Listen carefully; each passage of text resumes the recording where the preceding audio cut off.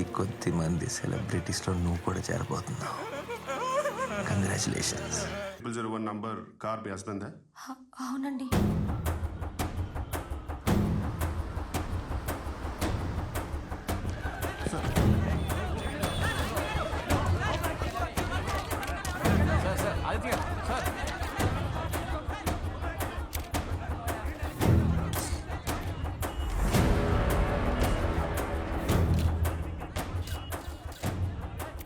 ఇంకో తిమ్మింగలో ఒక్కటే మిగిలింది.